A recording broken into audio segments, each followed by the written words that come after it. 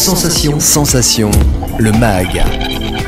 Bonjour à tous, bienvenue sur Sensation en association avec TV78. Je suis aujourd'hui avec Adrien Marty, fondateur de l'application Yami. Bonjour. Bonjour. Alors l'application Yami sera proposée aux utilisateurs à partir de l'automne 2023. En quelques mots, elle a pour ambition de créer une nouvelle dynamique sociétale au bénéfice du vivant, de l'environnement et de l'écosystème terrestre. Adrien Marty, pourquoi vouloir créer ce genre d'application ? Bonjour, merci de me recevoir. Oui, tout à fait. Aujourd'hui, c'est primordial de mettre en place des actions individuelles et collectives au service de l'environnement et de l'écosystème terrestre. Parce que tous les scientifiques le disent aussi aujourd'hui, notamment au travers des rapports du GIEC. On est sur un phénomène du réchauffement climatique qui est d'origine anthropique, donc c'est-à-dire dû à l'homme. Et aujourd'hui, on est en train de franchir toutes les différentes limites. Donc il n'y a pas uniquement le réchauffement climatique, c'est aussi ce qui concerne la pollution de l'air, des terres, l'acidification des océans, etc. Donc il y a d'énormes limites qui sont en train d'être dépassées, et ça passe par toutes nos actions du quotidien. Et aujourd'hui, donc, un des combats très importants qui dépend de la survie de l'humanité, c'est lutter contre le réchauffement climatique, donc ce qu'il en est de notre survie à tous. Et donc pour ça, il s'agit de réduire nos émissions de gaz à effet de serre.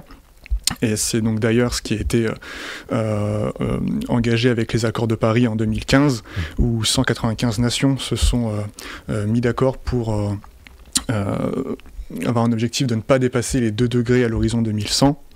Et donc pour ça implique dans les ordres de grandeur de réduire notre empreinte carbone personnelle à 2 tonnes de CO2 par an. Aujourd'hui, il faut savoir qu'un individu français, il émet entre 9 et 10 tonnes. Donc on a quand même un facteur 5 à réduire d'ici 2050. Et donc c'est dans ce sens-là que je viens proposer l'application Yami pour pouvoir permettre à chaque individu, chaque citoyen, de calculer son empreinte carbone avec les outils de l'ADEME. Donc on est sur un appui scientifique. Et une fois que l'utilisateur, le citoyen, a fait son bilan carbone, on vient lui proposer des actions concrètes à mettre en place dans son quotidien. L'utilisateur choisit ce qu'il peut ou ce qu'il veut mettre en place. Et ensuite, nous, avec l'outil, quand l'utilisateur valide chaque jour ce qu'il a pu valider ou pas, ça nous permet de calculer la réduction d'émissions de gaz à effet de serre, mais aussi de ressources en eau, selon les actions, qui ont été évitées par rapport aux habitudes passées. Alors justement, on va revenir un peu plus en détail sur cette application. Elle est gratuite et vous souhaitez à travers cette application donc faire évoluer les comportements sociétaux. Qu'est-ce que ça signifie ? Vous avez parlé justement de l'humain, la planète va mal à cause finalement de l'humain, donc il y a une importance d'agir à notre niveau ? Ça, complètement. Et c'est tout le défi en fait aujourd'hui, c'est que on a des comportements en fait qui sont ancrés depuis maintenant quelques décennies, depuis le début de l'ère industrielle, 1980 à peu près, où on a été sur une génération un peu de l'abondance et on devient de plus en plus une société de plaisir. Et aujourd'hui, c'est du coup tout le défi, c'est que les habitudes que l'on a prises, il faut les changer et ou du moins les faire évoluer sur des préceptes qui sont moins carbonés. Et c'est là où c'est compliqué parce qu'aujourd'hui, on agit globalement par rapport à des représentations culturelles qui sont ancrées en nous. Et en fait, c'est ces biais cognitifs-là qu'il faut réussir à changer. Et pour réussir à changer ça, c'est de permettre au fur et à mesure d'aller venir chercher tout le monde pour que les actions individuelles viennent s'intégrer dans un effort commun.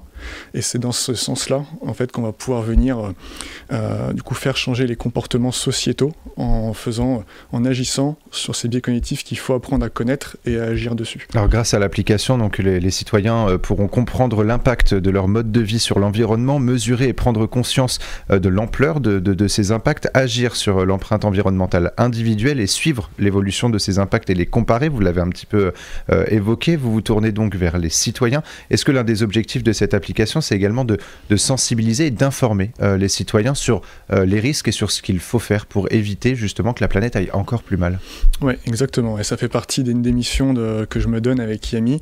C'est au-delà de l'aspect mesure et quantification des impacts, c'est pour chaque action qu'on va venir recommander, d'avoir un texte explicatif, une note qui explique pourquoi cette action elle est importante, elle est intéressante à mettre en place du point de vue impact environnemental, et quels sont les impacts générables à l'année par individu si on le met en place. Justement, vous nous avez évoqué les missions tout à l'heure que les citoyens pourront faire grâce à l'application et suivre justement donc, cette évolution.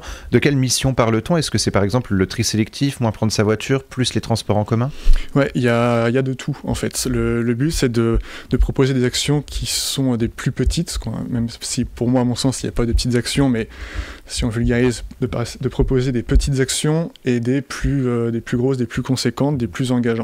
Donc ça va passer par exemple pour les plus petites de réduire son temps sous la douche, de réduire ses déchets alimentaires, de composter, donc des choses qui sont assez anodines, assez faciles à mettre en place, à des actions plus qu'on va penser contraignantes, ou en tout cas qui demandent un peu plus d'efforts, comme changer son mode de déplacement, donc peut-être se soustraire un peu plus de la voiture individuelle pour les transports collectifs, faire du covoiturage, ou sur son alimentation.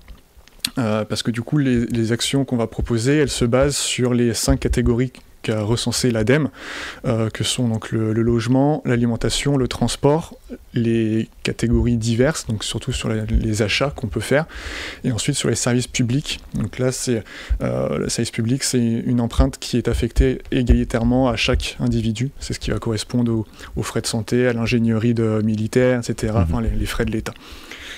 Et donc on propose toutes ces actions-là, et le but c'est de pouvoir permettre une porte d'entrée par des actions faciles à tout à chacun, pour mettre un pas dedans et voir qu'il fait partie d'une communauté de personnes qui agissent aussi au même niveau que lui, donc fédérées en fait, et qu'au fur et à mesure, ça ouvre la voie à des actions plus importantes, où on se dit ok, en fait c'est pas si compliqué, en fait j'arrive à le faire, et je vois en fait sur l'application qu'il y a plein de gens qui sont déjà en train de le faire. Moi aussi je vais mettre ma pierre à l'édifice, je tente de le faire, si je le fais c'est pas grave, mais au moins j'essaye petit à petit à mon niveau. Et puis il y a tout cet aspect valorisant qu'on va peut-être discuter par la suite, où on voit l'impact positif que j'ai, et au fur et à mesure mon bilan carbone qui diminue au fur et à mesure que je mets en place des nouvelles actions et des nouvelles habitudes. Et alors l'application accompagne également les associations et les entreprises dites engagées pour l'environnement. Les citoyens pourront accompagner ou soutenir les associations grâce à votre application. C'est donc également presque un mode d'information pour découvrir ce que font certaines entreprises et associations. Comment est-ce que ça va se traduire? Est-ce que les citoyens pourront également s'engager auprès de ces associations et de ces entreprises, de les aider par exemple? Ouais, et alors, en fait c'est complètement une pierre angulaire en fait du projet. C'est-à-dire que l'application, donc, elle a dans le cœur de l'outil, c'est de proposer, comme on a discuté, un outil pour mesurer son empreinte pour les citoyens.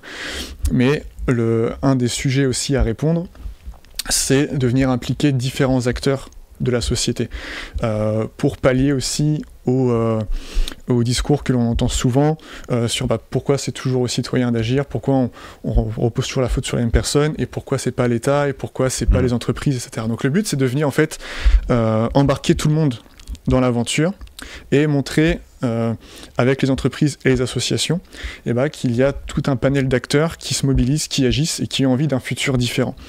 Et donc c'est dans ce sens-là où j'ai voulu venir intégrer les entreprises et les associations. Donc en fait, tout ça s'articule autour de la publicité solidaire et responsable.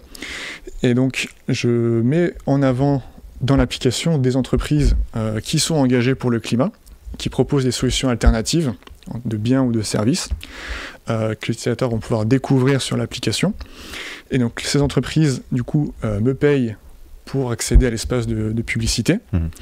C'est ce qui fait une publicité responsable, parce que je mets en avant les entreprises engagées.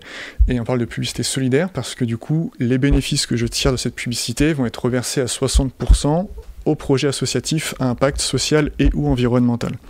Et donc c'est le petit bonus qui est sympa en fait, et que j'ai intégré au fur et à mesure, c'est que ce sont les utilisateurs de l'application qui vont décider pour quel projet associatif l'argent est redistribué. Chaque utilisateur va avoir une cagnotte personnelle qu'il va faire incrémenter au fur et à mesure qu'il visionne des publicités. sur l'application. Et cet argent-là, il pourra décider à quel projet il leur partage. Et donc l'application sera effective donc, à partir d'automne 2023. Je le rappelle, c'est l'application Yami qui sera disponible donc, sur Android et iOS. Merci beaucoup Adrien Marty d'avoir été avec nous sur Sensation. Pour plus d'informations, on peut se rendre sur le LinkedIn, donc soit Yami, soit Adrien Marty. Et pour revoir ou réécouter cette émission, rendez-vous sur notre site et notre application Radio Sensation.